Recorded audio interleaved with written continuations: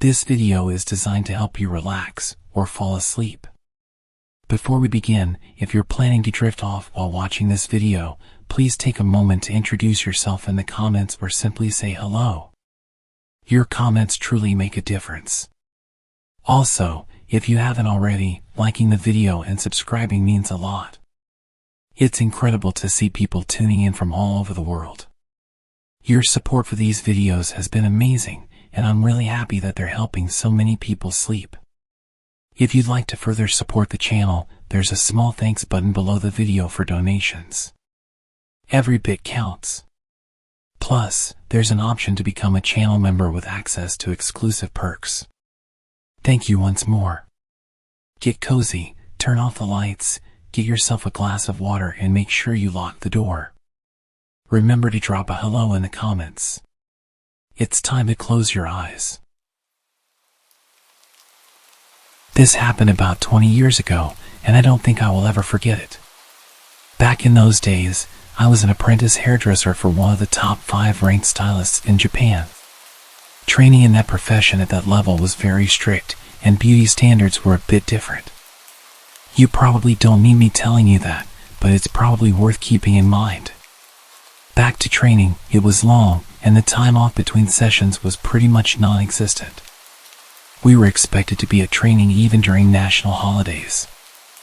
I'm not sure if that was strictly by the books, but as impressionable young stylists, we couldn't be seen refusing training. I think I had about 3 or 4 days off for summer. I took them all at once, and a lot of my friends and coworkers used that time to head back to their hometowns and see families. Since I lived really close to where I was studying, I didn't want to use my time off just hanging around at home. I could do that anytime. So, I accepted an offer from one of my seniors to visit his hometown. It was really late by the time I finished work, and we managed to get to my senior's hometown at around 2 a.m. The satellite navigation system told me that we were about 15 minutes away from arrival. The roads were dark and empty. We were the only ones on the road that late. He lived in the middle of nowhere, so that could have been a reason. I remember seeing empty fields on either side of the road. I kind of regretted coming already. I mean, what the hell were we going to do here? He should have probably mentioned that he lived in the rural countryside.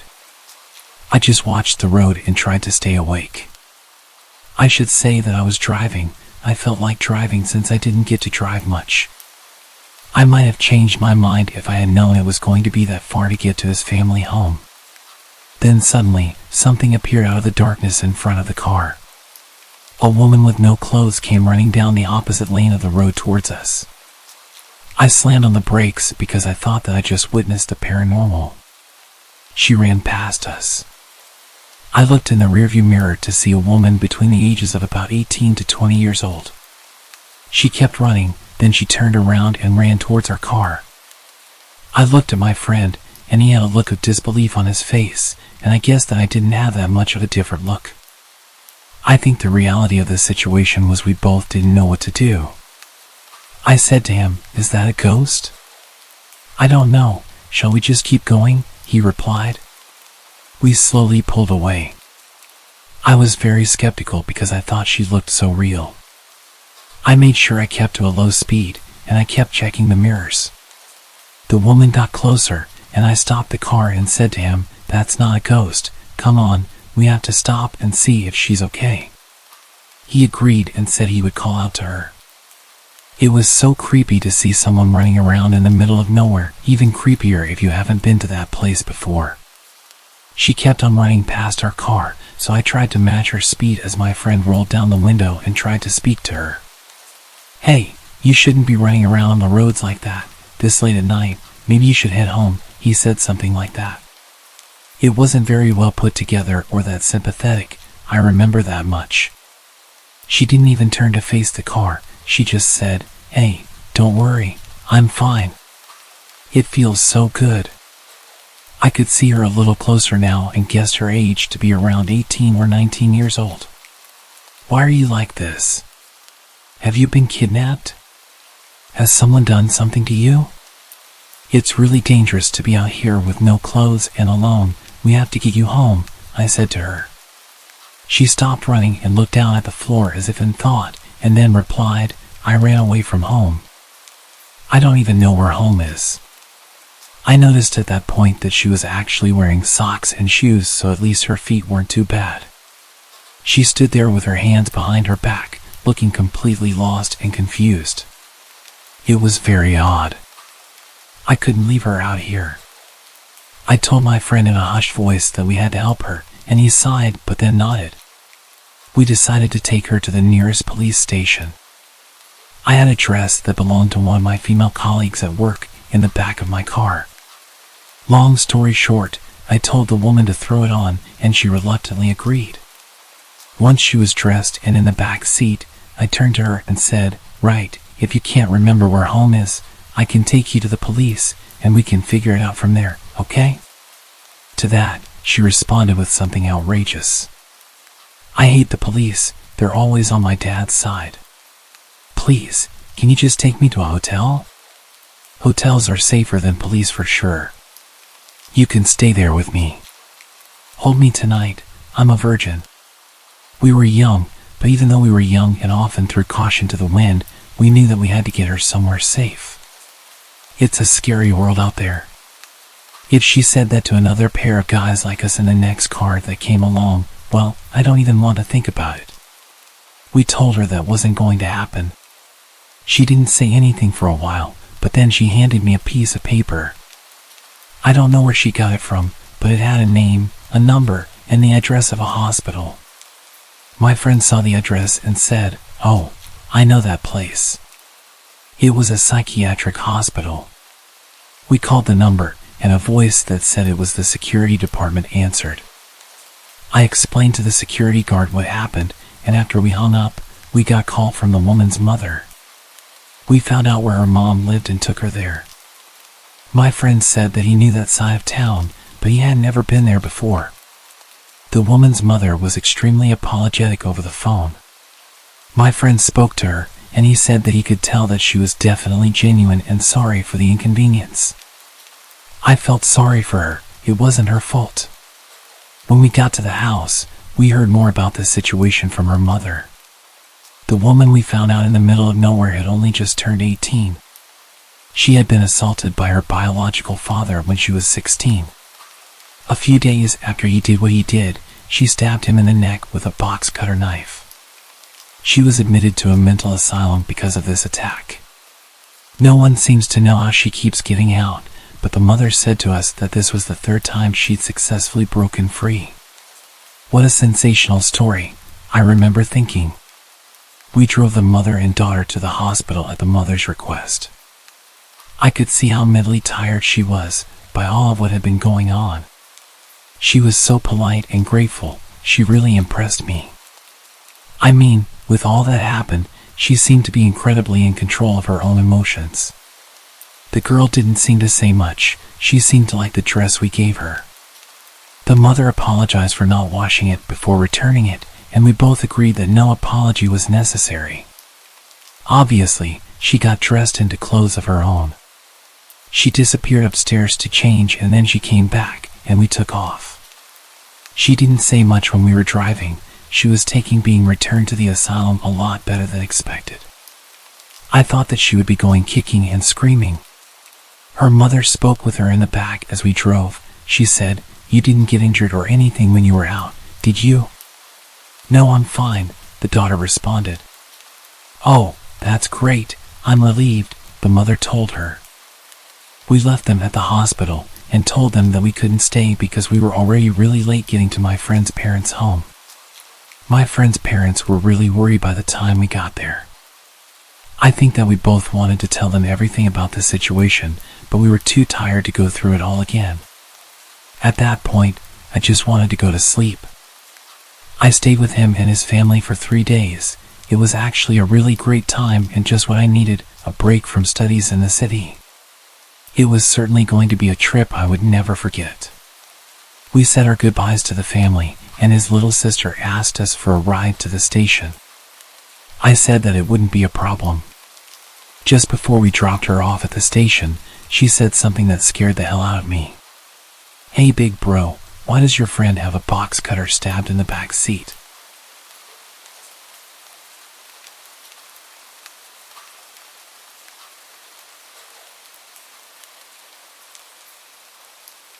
So, a quick backstory. I used to live in a very small town, predominantly safe for kids, with only some drug issues. My house was located in a small upscale part of the town. Most people who lived there were families. A small pond with lots of greenery in the neighborhood was about a 5-minute walk from my house. To get to the pond, you had to go down a grass hill. Neighborhood kids, including myself, would always go down to the pond for hours to catch frogs, skip rocks, and enjoy nature. Now, onto the story. On this particular day, it was raining and pretty cold, so there were no other kids at the pond. My best friend, her brother, who was 1 year older than us, and myself, decided to head down to the pond for a bit. After about half an hour, we saw a minivan pull up at the top of the hill. We thought nothing of it, assuming it was probably someone stopping at the neighborhood mailbox. A man, probably in his 60s, got out. In our small town, everyone knew everyone, or at least recognized each other. I found it strange that I had never seen this man before in town or the neighborhood. He just stared at the three of us for what seemed like forever. Suddenly, he yelled at us, saying, "It's not safe down there, you kids better come up here." My best friend and her brother looked terrified, and I had this gut feeling that something wasn't right. We didn't respond, but he kept repeating that phrase. "It's not safe down there. You kids better come up here." Our fight or flight reaction kicked in, and we all sprinted up the other side of the hill, just a few meters away from him and the minivan. As soon as he saw us running, he got into his minivan and started driving slowly behind us, literally following us until we reached my house. Fortunately, my garage door was open and my parents' cars were parked inside. We hid behind one of my parents' cars and watched as he pulled to the side of my house and parked. My parents were inside, unaware of what was happening. He stayed parked in front of my house for a couple of minutes until my dad came outside to take out the trash and saw the three of us hiding. I guess the man saw my dad and drove away, but as soon as he left, we told my parents everything. Even now, 12 years later, my parents still think we were being overdramatic and that the man was genuinely concerned for our safety because of the weather. Nonetheless, we weren't allowed to go back to the pond anymore. I understand why they think this. The three of us tended to exaggerate things and be dramatic. However, I knew from the strange feeling I had when I first saw him at the top of the hill that something was off. To this day, I still believe he was planning something, but maybe it was just my childish imagination.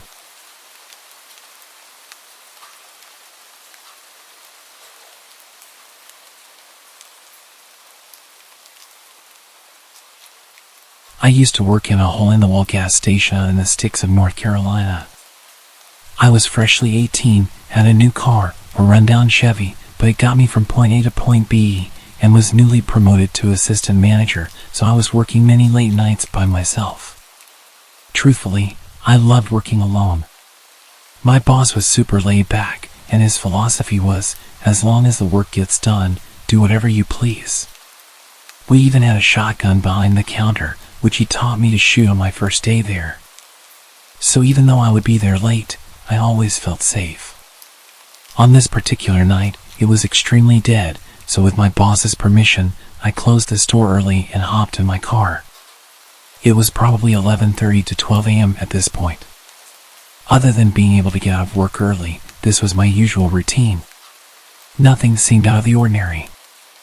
I texted my roommate to let her know I was getting home early. We always looked out for each other like that, lit up a cigarette, and then started on my way home. For those of you who don't know North Carolina very well, I'm going to provide a little bit of detail regarding the terrain. From where I worked at the gas station to where I lived, I had to drive down the back roads. These roads consisted of very dense woods on both sides. Sometimes, the woods would seem so thick that you really couldn't tell where you were, especially at night. This could be intimidating to those who don't know the area, but honestly, I was more worried about deer jumping out in front of me, which was a common occurrence in this area. I'm driving down the road, blaring Nirvana, my favorite band at the time, and just being a typical 18-year-old grunge kid who had newly discovered the freedom of being an adult and getting off work. When all of a sudden, I see something in the middle of the road, probably 75 to 100 feet ahead. At first, I thought it was a deer, but it looked too small. So I started to gradually slow down, ultimately coming to a stop. I have to wear glasses when I drive. I mainly need them at night, but my eyesight isn't terrible enough for me to make it a habit. I grabbed my glasses and put them on. Now being able to see much more clearly, I almost shat myself at what I saw. It was a woman. An older woman, wearing what looked like a nightgown of some kind. Her hair was in disarray, she had her hands behind her back, and she was just standing there, in the middle of the road, just staring at me in my car. Let me remind you, we are practically in the middle of nowhere. There are trees as far as my headlights can shine, and it's midnight. I'm naturally paranoid, so all sorts of questions were running through my head. Who is this woman? Where did she come from? It's midnight. Are my doors locked? Why is she out here at midnight? Should I honk my horn at her? Should I call the police? What if she has Alzheimer's and doesn't know where she is? Or what if she's an escape patient?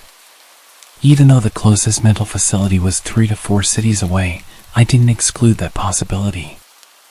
I thought about calling the cops, but I got my phone and of course, there was no cell service. This encounter went on for a while, just sitting in the middle of the road, mentally questioning what was happening. It's now way past midnight, she's still standing there, just staring at me with this zoned out look, hands behind her back as if she's observing me.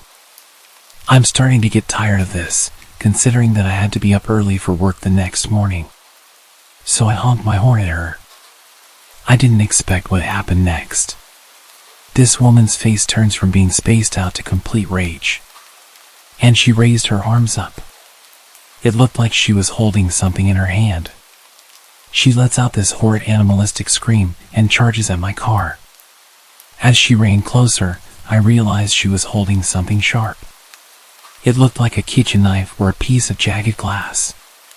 During this moment of horror, I had a brief flashback to my stepdad giving me advice when I first got my license. If an animal ever runs out in front of you, turn it into a speed bump. I love animals, so I couldn't bear to hear that. But this time, I was taking my stepdad's advice. I was going to turn this psycho into a speed bump. Serve the Servants by Nirvana started playing on the radio.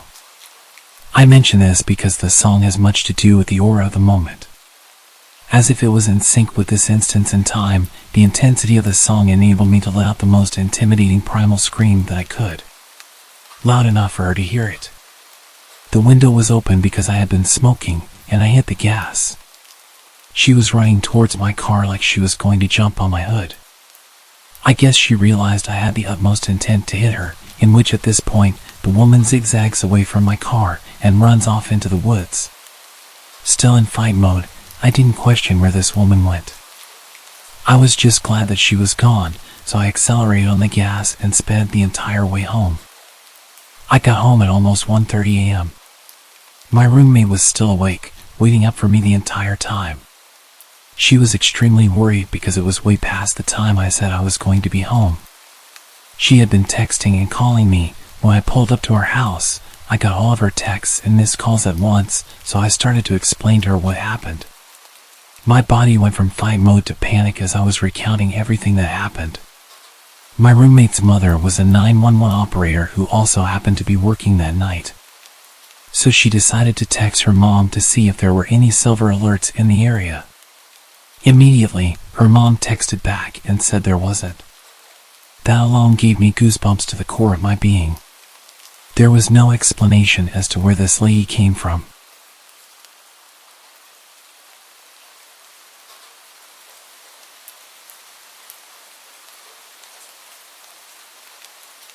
I used to work in a residential care facility, and for a number of years, I worked with a woman named Kajiri. She was generally okay to work with, but she could be intense. The sort of joking flirtation that often found its way into high-pressure environments was common throughout the whole team, but when she directed it at me, it didn't seem so jokey. It took me forever to realize, because I usually didn't notice someone flirting with me until someone else pointed it out 6 months later. But when she started trying to give me jewelry and chocolate bouquets, I finally started to pick up on it. In between things being normal and actually maybe not really normal, there was a long escalation of text messages, comments that made me uncomfortable, personal space violations, dropping by my house uninvited, hanging around on my shift hours after hers had finished, unwanted touching, etc. As mentioned, I can be slow to catch on.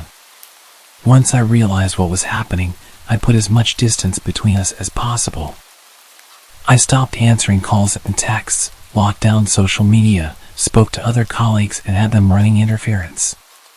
A lot of interference, actually. At the time, it kind of became a joke, but looking back, it was all kinds of messed up. She even parked outside my house sometimes, and I'd sit in the back room with the light off so she'd think I wasn't home. After a couple of months of my disappearing woman act, she seemed to get the hint and backed right off. I was pleased. We all got on with our lives and lived happily ever after. Yeah, not quite. A few months after it died down, I heard through the grapevine that Kajiri seemed to have focused her attentions on another coworker, Linda. Linda and I had a close mutual friend, but didn't know each other well. I didn't think much other than good luck, you poor sucker. A few months later again, and I got a call out of the blue from a mutual friend. Without preamble, he asked, "Were you dating Kajiri?" No, I don't swing that way. I was shocked. He had been privy to all the awkward details of my experience with Kajiri and had helped run interference. He explained that he had been talking to Linda and she'd asked about my relationship with Kajiri. The story that followed still sounds too fantastical to have actually happened in an actual sensible grown-up workplace. Kajiri had been catfishing her own best friend Amanda, posing as Linda. In a string of emails, fake Linda and Amanda had discussed Kajiri's drug problem, her abusive and dangerous ex, none other than yours truly. There was a story about fake Linda coming out to her family after her brother caught her in bed with Kajiri, and more. The jig was up when Linda got a second job, coincidentally with Amanda's husband, who mentioned how great it was to finally meet Kajiri's girlfriend. Which was a complete shock to Linda when she learned about herself, that she was no longer a straight woman and had a girlfriend. So essentially, Kajiri moved on from me, found a new target, started emailing Amanda from a fake account, pretending to be Linda. She told all these stories about being with Kajiri, about how I was an abusive ex, and how Linda was caught by her family being with a woman and all the drama that it caused. She made up a bunch of insane stories to justify her creepy obsessive fantasies and was telling them to Amanda and other people from a fake email to make it sound like the stories were from the fake girlfriend and Kajiri couldn't be accused of making it up. Here's some highlights of the stories Kajiri had been telling to Linda, her friends, and other coworkers I wasn't close to. She picked her audience very carefully. That Linda and I had physically fought at work over Kajiri. That I had an orgy in the staff office on a night shift with Kajiri and 2 male coworkers. That Kajiri and I had broken up after I cheated on her with another male coworker, not one of the orgy ones. I was really getting around apparently. That I would drug her against her will. That we had planned to have children using a sperm donor, but that I couldn't decide who would have the baby. This woman had been living out a full-on soap opera and using her coworkers and friends as characters. Linda and I reported her to management, and she was immediately suspended, pending investigation. She quit 2 days later. Unfortunately, HR decided they needed to continue their investigation of the allegation that I had an orgy at work. Because that was totally plausible and not at all made up by a crazy woman. They put me through hell investigating this imaginary story about me and 2 men and another woman. Even though the only men in our department are twice my age and happily married. It made me never want to trust HR again. I left that job a month later myself, and when I interviewed for my current job, she had interviewed half an hour before me. And they were looking to hire 2 people. She didn't get the job, but there have been 2 other openings since, and she applied for both of them. I'm terrified of meeting her again. It turned out she has a history of inpatient psych treatment for delusional behavior and was known to be obsessive about people she took a liking to. According to Facebook, her current girlfriend has a similar first name as me and shares more than a few physical similarities. She still knows where I live. So I'm pretty sure that the current situation is that she's still telling people that I'm her girlfriend, all while she's desperately applying for any job she can get at my new workplace.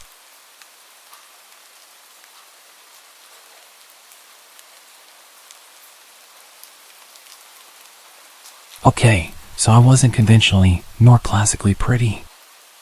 I was the duff in any friend group I found myself in.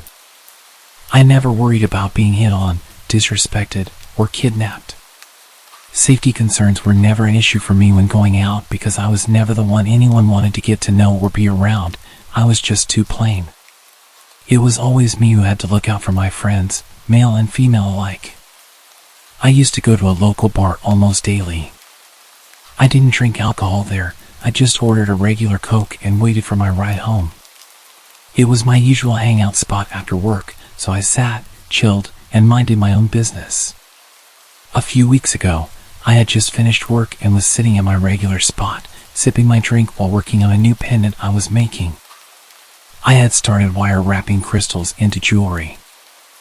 I didn't expect anyone to strike up a conversation with me, knowing I basically blended into the walls, despite the staff knowing me and paying me slight attention and being nice to me. But this weird guy I'd never seen before came over and sat at my table across from me. I was surprised and engaged in a small conversation that I can't even remember how I started, but he began asking me a few questions about myself that seemed normal and flowed together, so I didn't think much of it. Again, being plain, I didn't think anyone would take interest in me. By then, I had drunk 3 glasses of soda and needed to use the restroom, so I grabbed my phone and purse and went. When I returned a few minutes later, I resumed working since none of my stuff had been touched. I called a waitress over, asked for a new drink, and she nodded. It had always been engraved in me that you never leave your drink unattended. If you do, either have it remade or leave it to the bartender. As the waitress was reaching for my old drink, which only had a few sips taken out of it, the guy got a bit agitated, saying I was being wasteful for ordering a new drink. I looked at him, eyebrows raised in confusion, and asked why it was his concern. It was my money after all, and refills were free. He then accused me of making more work for the waitress for no reason. Annoyed, I told him firmly that it was my business and if he didn't like it, he could leave. He attempted to wave off the waitress changing my drink, but I had enough of his nonsense and flatly said, "You drink it, if you think it's such a waste." It seemed to catch him off guard. He looked shocked, then a bit angry, before storming off.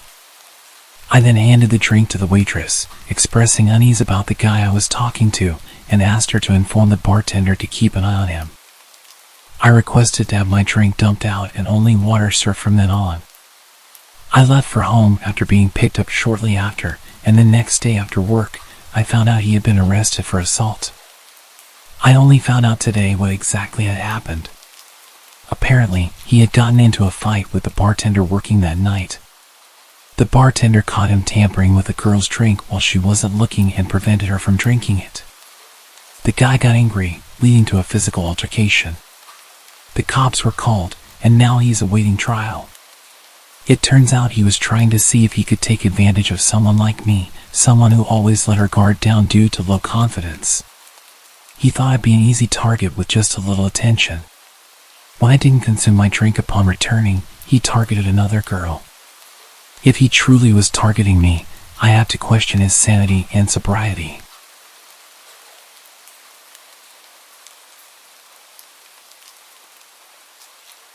This happened last year when I was 17, and it's something I will never forget. I was home alone one weekend while my parents were at a work convention out of state. I was upstairs in my room playing Rocket League with 2 of my friends, talking to them on my headset when I heard a thump from downstairs. This wasn't unusual because I have 2 cats who often make a lot of noise while wrestling with each other. So, I resumed my game while turning down the TV slightly to check if the noise persisted. About 2 minutes later, I heard another thump, followed by what sounded like a grunt. I told my friends about the thumps, and they urged me to check it out, so I did. I began my walk downstairs, thinking my cats were wrestling rougher than usual. But as I got halfway down the stairs, I froze. I could hear what sounded like men whispering to each other coming from the living room. Crouching down to get a small peek into the living room, I saw 3 large men covered in all black, walking around. I can't describe the feeling in my chest when I saw this. Slowly crawling up the stairs from my crouched position, in typical horror movie fashion, the very last step made a very loud creak. The entire house was silent now, and I knew they heard it. Thinking on my feet, I ran quietly to my room, threw on my headset, and told my friends to call the cops and send them to my house. They sounded confused and asked what was going on, but I just urged them to hurry and threw my headset on my bed.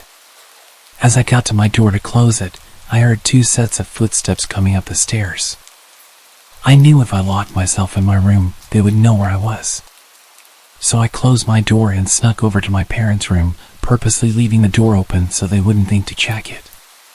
About 5 seconds later, I heard a pair of heavy boots hit the wooden upstairs floor, accompanied by another set of footsteps. They got louder as they came down the hall and stopped by my door.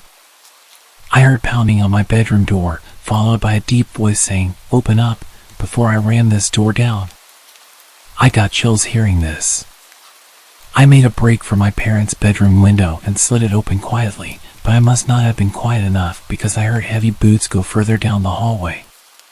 As I was halfway through the window, a man came into view from the doorway and yelled as he ran towards me. At this point, I jumped out the window, and the man grabbed my ankles, trying to lift me back up. Luckily, I wiggled my feet enough to slip out of my shoes and onto the small roof above my back door. The man followed me out the window as the other man came to the window. I panicked and jumped off the roof, landing awkwardly on my left ankle. The commotion upstairs caused the third man, still downstairs, to spot me through the porch window and run outside to chase me down. I made it to the backyard gate, limping on one foot, before the man grabbed me and pulled me back into the yard. I tried to yell, but the man covered my mouth as the other 2 men climbed down from the window. All 3 of the men grabbed me and tried pulling me back into the house. As they got me in the house, I heard the relieving sound of police sirens pulling up. The men looked at each other and said, "Shit," before pushing me to the ground and fleeing out the back door. Limping on my one leg to the front door, I yanked it open and yelled that the men were in the backyard. 3 officers ran into the backyard while 1 officer helped me over to one of the police cars. They only caught 1 of the men, while the other 2 escaped over the fence. They threw the man into the other car as the officers came to question me. Shortly after, my 2 friends, whom I was playing with, pulled into the driveway on their bikes and rushed over to me to see if I was all right. I told them I was okay and thanked them for calling the police, potentially saving my life. The man that was caught was charged with burglary and attempted kidnapping. It turns out the men broke in through the basement window. I was thankful to escape with my life and only a sprained ankle that night. My lesson to all is to always follow your gut and never ignore any sound you hear while home alone.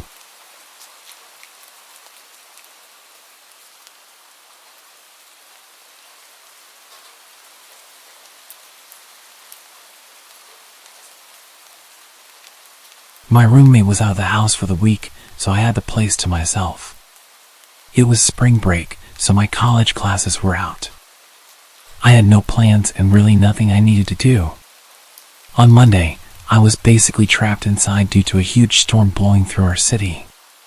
This was common around this time of year, but it still always seemed worse every time. The trees looked like they were going to blow away, and the house would shake and creak non-stop. Knowing I wouldn't be able to sleep, I decided to just stay up. I turned on the Xbox and started up one of my video games and played for well over an hour, probably until 11 o'clock when the doorbell rang. I paused the game and got up, but then I remembered the fact there was a storm happening. Who would be outside right now? I went over to the front door and looked through the peephole, but nothing. I opened the door. The wind and rain hit me right away, but when I looked around, I didn't see anyone. I closed the door and thought maybe the wind had somehow rung the doorbell. I don't know, it sounds dumb now, but what was I supposed to think? I went back to my game, but only a couple minutes later, I heard a huge crash in the backyard. It sounded like stuff tumbling over and breaking. I immediately knew it was our patio furniture and ran over to the back door. Everything was scattered around the yard, blowing around in the wind. I quickly put on my shoes and went outside, pushing each piece of furniture up against the back of the house. The wind was so heavy it would even hurt sometimes when the water would hit my face. I was rushing, going as fast as I could until I saw someone. They were standing at the edge of the backyard, watching me. I looked back at them for a moment, but then grabbed the last piece of furniture and ran inside to escape the rain. I looked out the back door as I dried off, but the person was gone. Between that and the doorbell ringing, I was a little bit nervous. I sat in the living room this time, just scrolling on my phone because I was tired of being interrupted. After a while, I struggled to keep my eyes open. I got a blanket and laid down on the couch. I didn't feel like going upstairs, and the storm was much louder up there. It took a while, but eventually, I drifted off to sleep.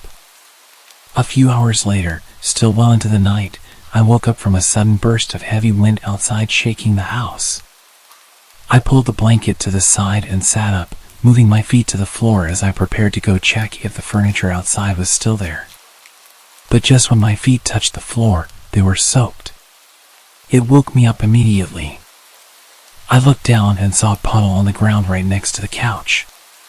Then I saw another and another, leading in a line across the floor. Inside the puddles were faint muddy shoe prints. I stood up and ran to the corner of the room, heart beating rapidly in my chest. After a minute of hearing nothing but the wind outside, I slowly followed the shoe prints. They led all throughout the house, upstairs and downstairs, but I could clearly tell that they entered through the back door, which I had stupidly forgotten to lock in the rush of getting out of the rain. I locked it and pulled my phone out to call 911, but then the thought crept into my mind, what if they're still inside? I stayed quiet and moved into the corner of the house where I felt the most hidden and called. I waited in silence for them to arrive. When they did, they took a look around, seeing everything I saw, but nothing more. They told me it seems like a personal attack because nothing was missing, and they were clearly focused on my house in particular. However, they walked right up to me while I was sleeping and seemingly did nothing but watch me, which is super creepy but doesn't make much sense. If they wanted to do something to me, they would have at that moment.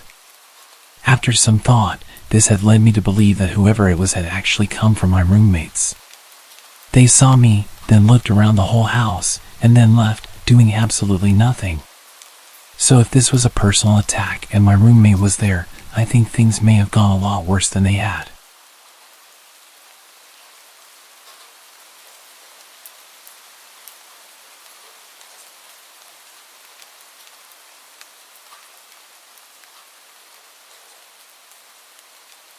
I want to share a story about the time my family's house got broken into.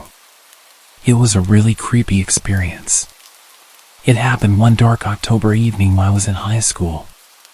Back then, whenever I got home from school, I would go up to my room and lie on my bed and read some comics. On the day of the break-in, it was just me in the house. My family had gone shopping, so I shut myself in my room and lost myself in my books. It was great. I needed the toilet though, so I left my room, and that's when I noticed something strange. The smell of tobacco smoke. This was really weird since I don't smoke, and no one in my family does either. I'd never smelled this smell before in my house, so I went in search of the source of the smell. I began my search in my little sister's room as I noticed the door was slightly ajar. I pushed the door open and switched on the light, and in my little sister's room was a full-grown man. There was a stranger in our house. He was holding his shoes in one hand, and he was rummaging through my sister's drawers with his other hand. I guessed that he had taken off his shoes so that he could move around more quietly.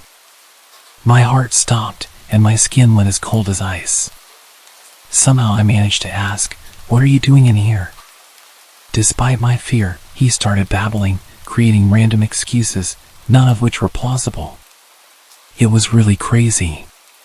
My heart was racing now, and I didn't know what to do, so I just grabbed him by the arm. I didn't want him to escape, and he didn't resist or complain. He kept silent. Luckily, my grandfather lived close by, so I led the intruder with me to his house. When we got there, my grandfather called the police. After some time, the police arrived, and they filled us in on the details. After they interviewed him, it turns out that the man lived in one of the apartments across the street that looked directly into our house. Things got really creepy when he told the police that he'd been in our home several times. He said he liked to break in even when there were people in the house. Despite the police interview, the man broke down and confessed. He said the main purpose of his repeated trespassing was the fact that he was drawn to my sister. He had some sort of obsession with her. He told the police that the day I apprehended him, he was looking for some of her underwear to take back to his apartment. He said that the only reason he picked my sister was due to the simple fact that she was his type. He confessed to entering other people's homes too, anyone who was his type. He said that the only reason he went unnoticed by the occupants was that he was very careful not to disturb anything or steal a thing. No one knew he was coming or going. It seemed that this guy had an understanding of our family's movements, our schedules, that kind of thing. It was clear that he'd been watching our house and our family for a long time. He knew how to get in easily, must have searched for a weak point of entry. He had done this many times without being caught, and my guess was that he began to get careless, which was how I was able to catch him. I only caught him due to the cigarette smell. I can't tell you how horrifying it is to find someone standing in a dark room in your house when you're at that age. I literally have no words for how frightened I was. Of course, we threw away all of my sister's underwear. We decided to get her new clothes. I mean, how could she feel comfortable wearing anything that man had touched? I think my sister has suffered mentally with this, and it's a thing I don't speak to her about. I'm just glad I caught him. Who knows what else he might have tried doing? Maybe stealing the clothes was just the beginning. I don't want to think about it.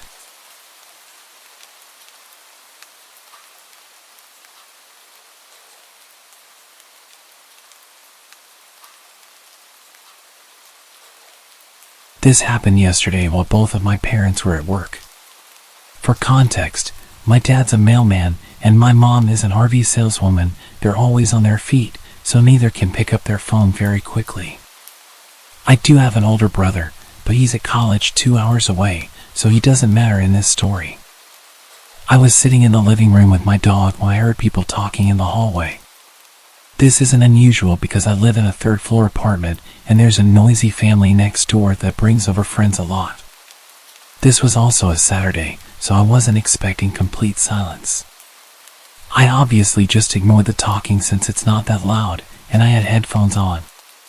But my dog perked up and walked towards the door with an alert posture. The hair on his back was sticking up, which he never usually does. So I got concerned and took my headphones out. This is when I heard the voices from before, which were 2 adult men yelling very loudly in the apartment hallway. I got a bit freaked out, so I pushed my dog away from the door, made sure it was locked, and crept towards it to make sure they weren't near my place. When I looked out, I couldn't see either of them, and because the only blind spot in my peephole is directly to the right, I knew they were at my neighbor's. As I'm leaning against it, my whole front door starts shaking because the men are banging on the neighbor's door and still yelling things like, "We can hear you," and "Come out." But I didn't want to show that I was home. At this point, I grabbed my dog and pulled him into my room while I tried to call my dad, who luckily picked up after a few rings. He told me that I should just stay in my room and stay quiet, and that they would go away. I did stay in my room for the most part, but I called my best friend just to have someone on the phone because my dad couldn't stay talking to me. My room is the furthest from the door, so they definitely wouldn't have heard me whispering to my friend about the situation. After about 5 minutes, I stopped hearing the banging. I told my friend I was going to check if I could hear anything. When I got out there, I didn't hear the banging anymore, so I moved closer to listen. I looked out of the peephole and I could see one of them pacing. I freaked out again and started creeping back to my room. That's when I heard one of them say, "Maybe we got the wrong house." This threw me into a full-blown panic attack.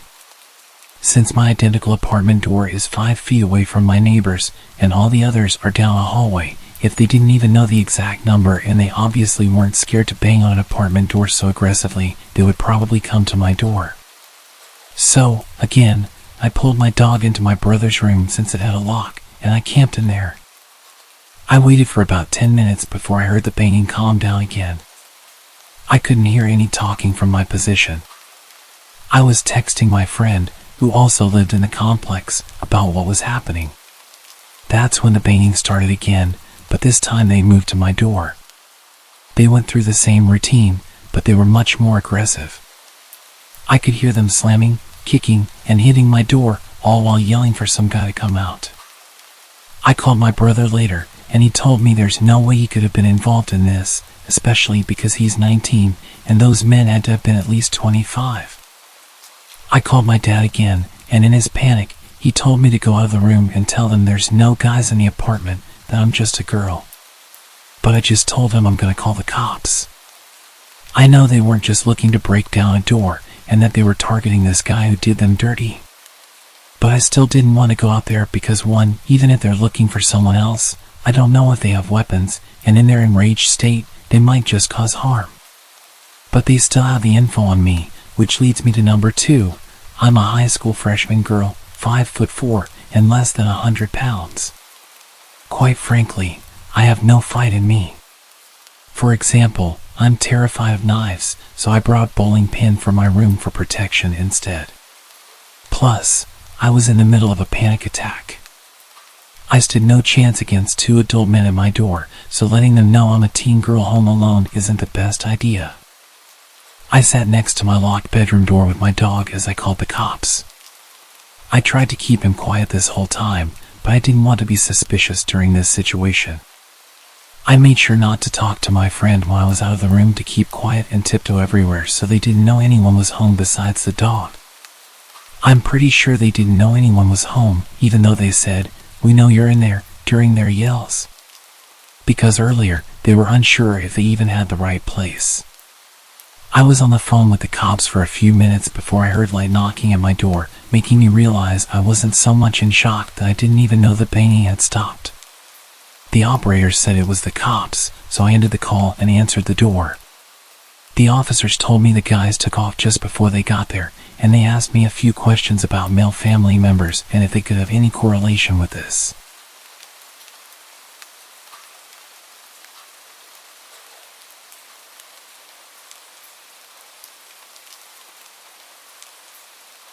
When I was 19, I was a Marine and had stupidly used my military perks to get a home loan and bought my first house. I moved a barracks room worth of stuff into this place that seemed to me like a palace. Of course, I went out and bought some bar stools, a futon to sleep on until I got bed, and some used coffee tables for my TV. I also had my dog with me. As I unpacked my meager belongings in the living room, I noticed a car had pulled into my drive and blocked me in. I walked out, and there stood a man offering to sell me a home security system.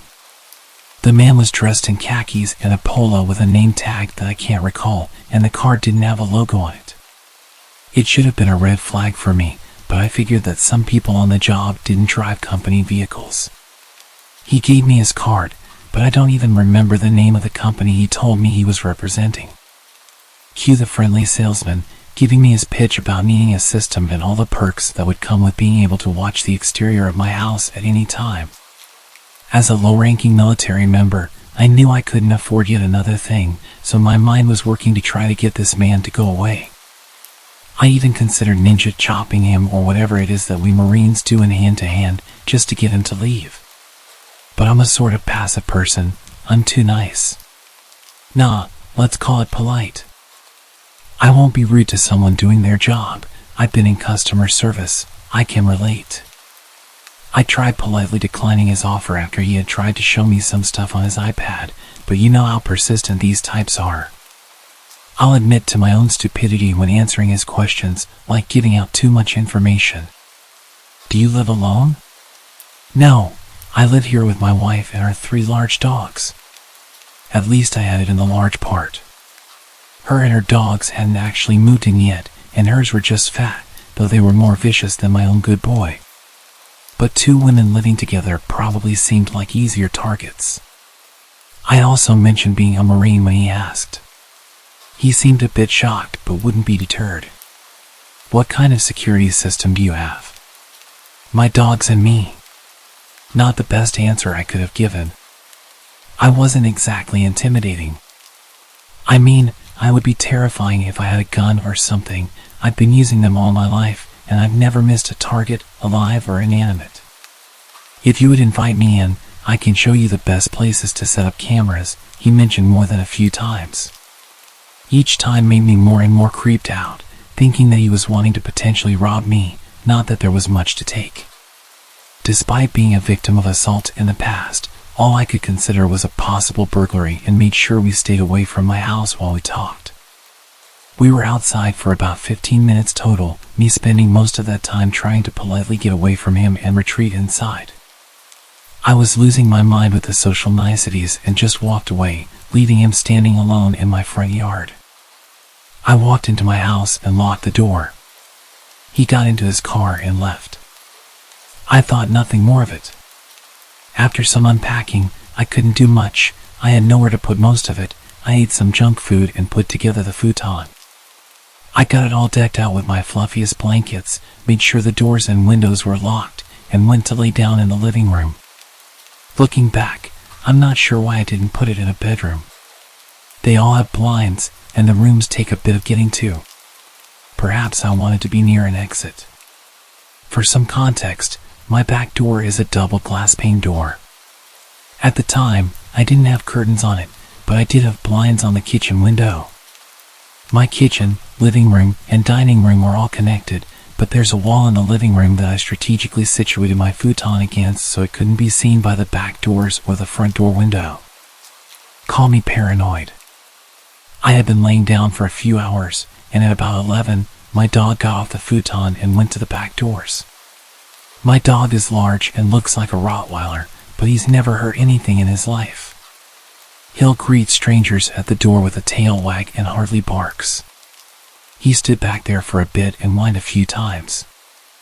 I ignored him, it was probably a squirrel. But then he started growling, a sound that I'll never forget. It sent terror straight through me as I sat alone in the dark.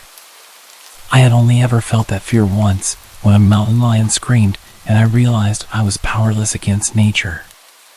The point is, these sounds are designed to scare you. And it petrified me. I was frozen and wanted to wimp out, to hide, to call the cops, but I realized if someone was out there, they'd for sure see my phone light and know where I was. So while my dog stayed stationed at the back door, I talked myself up just enough to move off the couch and investigate, still scared out of my mind. I slunk to the kitchen and grabbed a kitchen knife, one of the only utensils I had, and crept to the kitchen window. I was squatting amongst the cabinets so that I couldn't be seen from any windows, trying to gear up to peel back the blinds.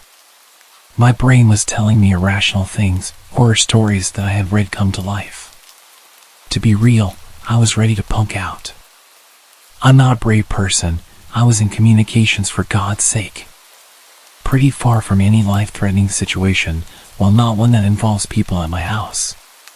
In the one space that I should consider safe. My hideout, my protection from anything outside wanting in. I've always been afraid of home invasion. It stems from an incident when I was younger that isn't really worth mentioning further. Point is, if someone dares enter my safe place, it's not safe anymore. I thought I couldn't get more scared in that moment, but then I saw a male figure in my backyard, and my heart jumped out of my chest. He wasn't very far from the window I was looking out of. He was bold enough to not wear anything over his head, and I saw the blonde hair in the moonlight. It only took me a few seconds to recognize the security salesman in the dark. He was on the edge of my porch, watching my back door. Watching my dog. I jumped up quickly, climbed over the bar counter, and turned on the lights as I went towards the back door to let my still growling dog out in hopes that he'd at least get rid of the man, if not injure him. No dice. As soon as the lights came on, he had just enough time to go jump the low part of the fence to safety before my dog even got off the porch. I didn't sleep that night. My dog sat on the futon with me, calm as could be, having done his job. The next morning, I filed a police report, but I couldn't tell them his name or what company he was with, having lost the car he gave me. They sent some patrols through the area, and I found out that all legit salesmen should have an ID upon request. That night, I had 2 friends stay with me, ready for him to come back. We thought he might have set the whole thing up to scare me into buying home security. He didn't come back, and I haven't seen him since.